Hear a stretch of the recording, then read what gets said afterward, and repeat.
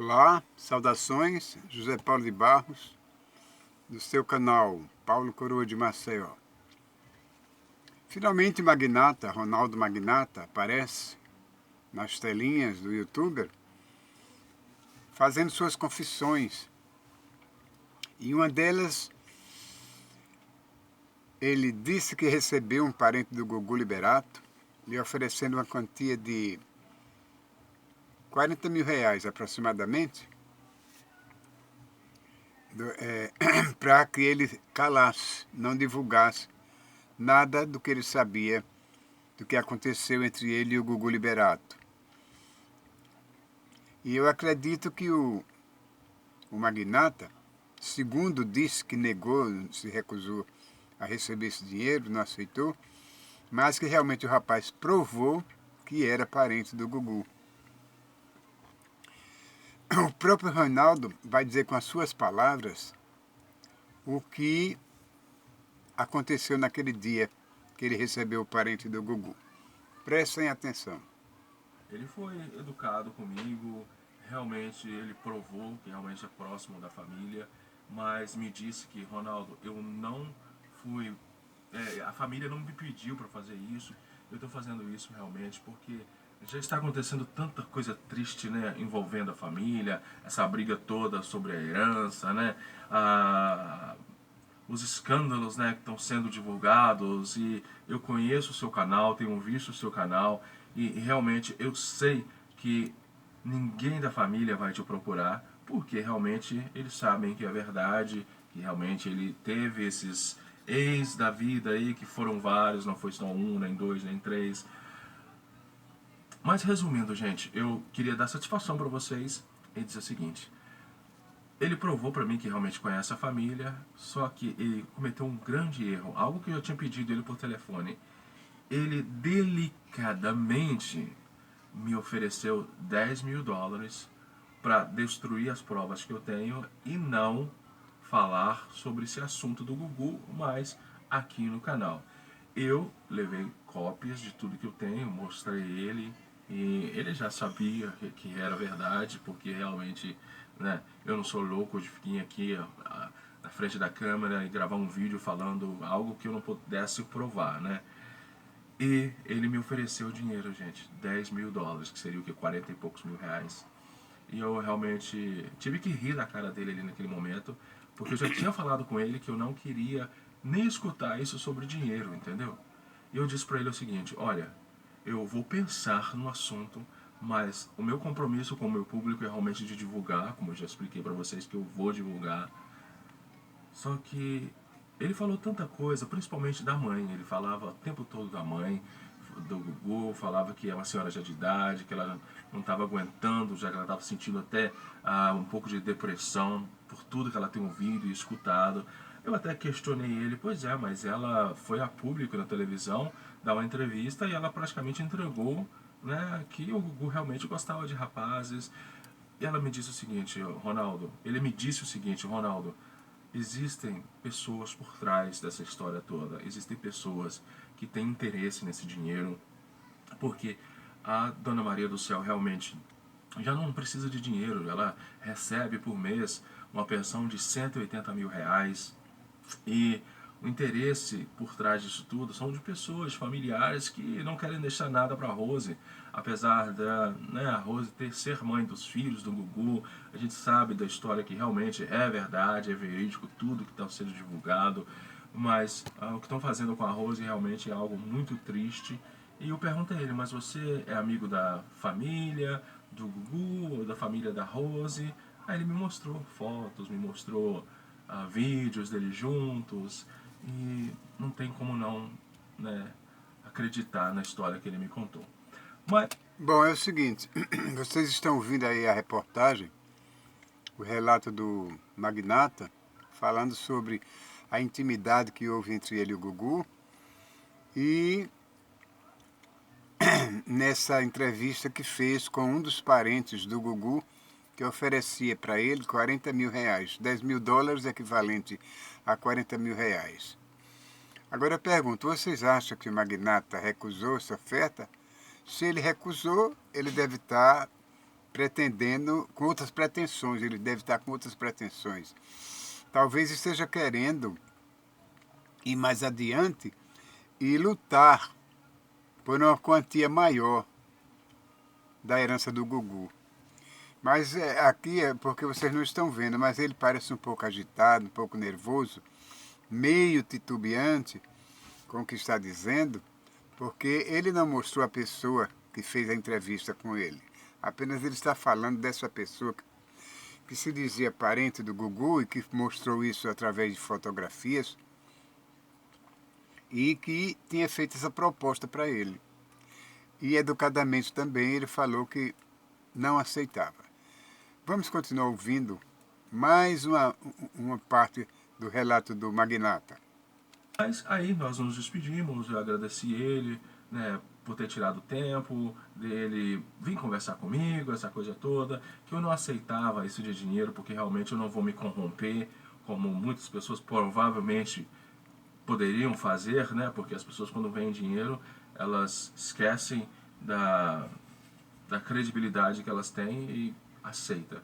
E eu disse que não, agradeci ele, disse para ele que iria pensar, né, realmente se eu iria divulgar a entrevista ou as provas que eu tenho, né, mas claro que eu vou divulgar, né, gente, porque eu não vou, né, voltar atrás das minhas palavras.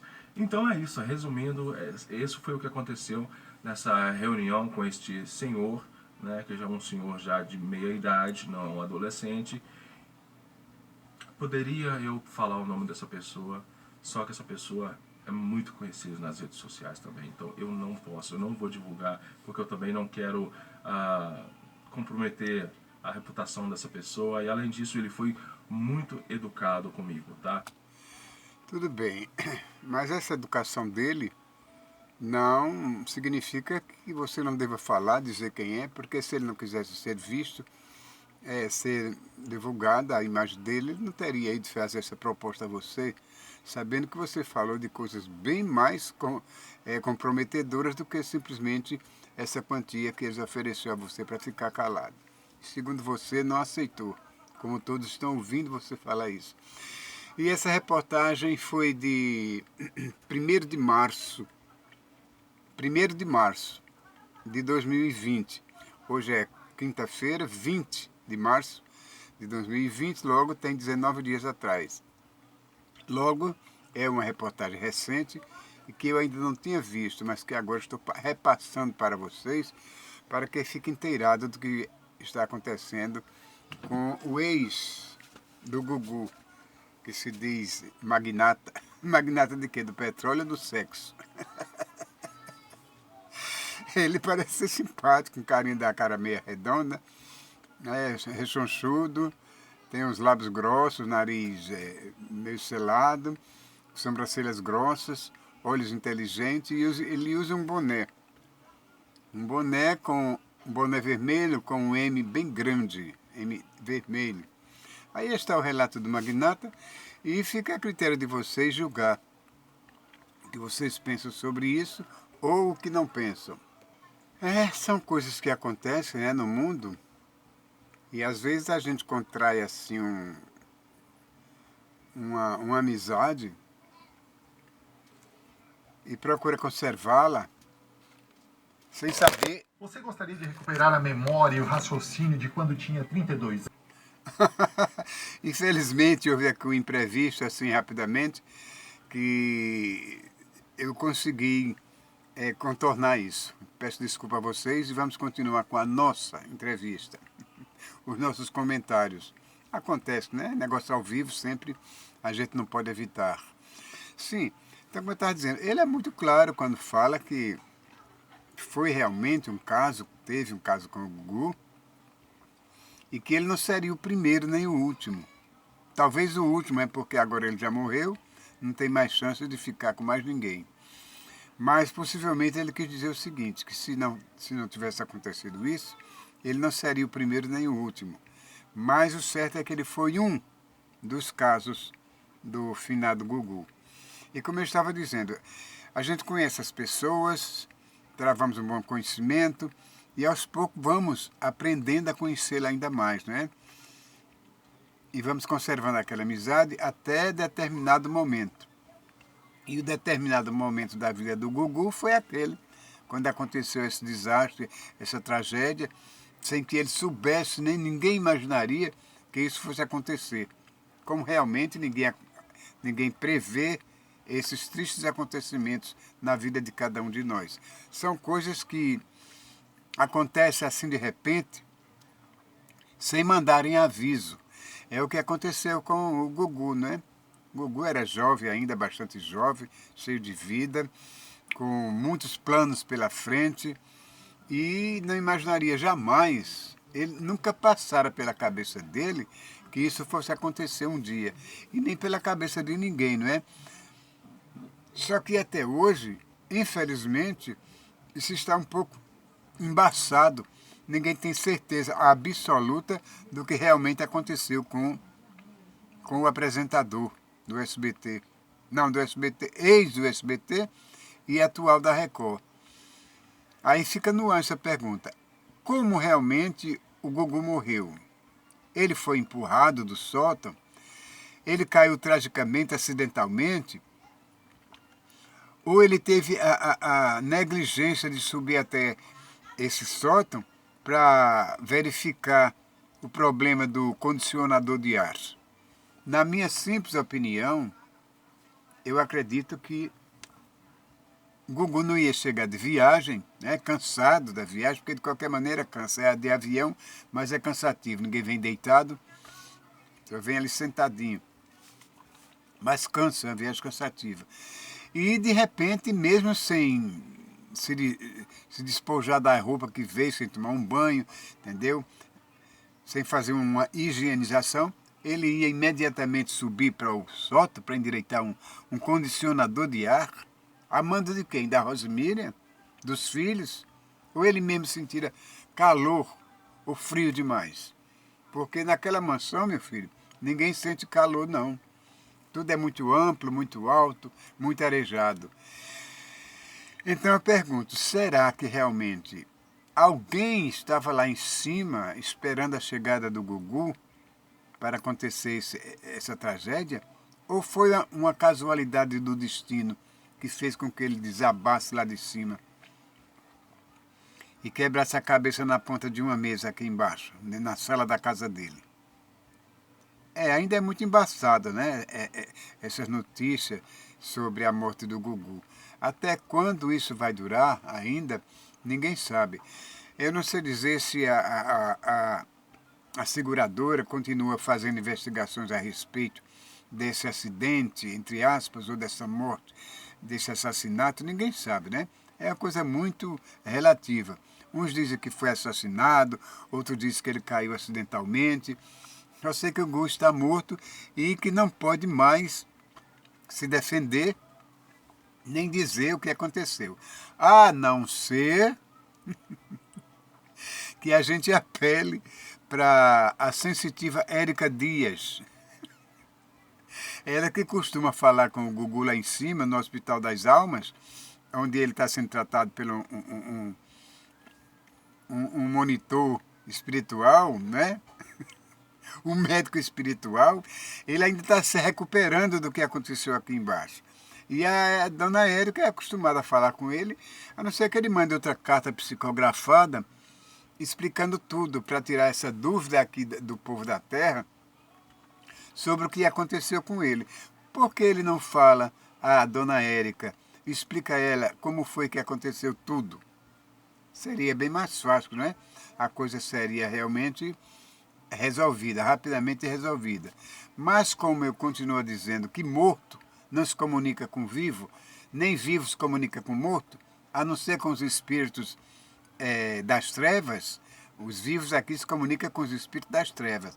Mas quem morre jamais tem esse poder, tem essa noção de se comunicar com alguém, principalmente escrever carta. O Gugu, se isso fosse possível, o Gugu teria escrito com a própria letra dele. Ou teria, já que tem esse poder de transmissão, ele mesmo escreveria uma carta dizendo, explicando tudo como foi que aconteceu, né? Por que razão deixou a Rosemíria fora do testamento, se foi por motivo assim de emoção, emocional, que fez com que ele apagasse o nome dela do testamento, ou se ele queria com o tempo, depois que tudo resolvesse entre os dois, ele reporia ela de novo no testamento dele. Nada disso foi esclarecido. E a dona Érica, a sensitiva Érica, que sempre costuma ir lá, da próxima viagem que ela fizer, é um apelo que todos aqui da Terra fazem para ela, fazer essa pergunta ao finado Gugu, já que ele recebe as pessoas nesse hospital e que pode mandar recados, escrever carta, tudo isso, ok?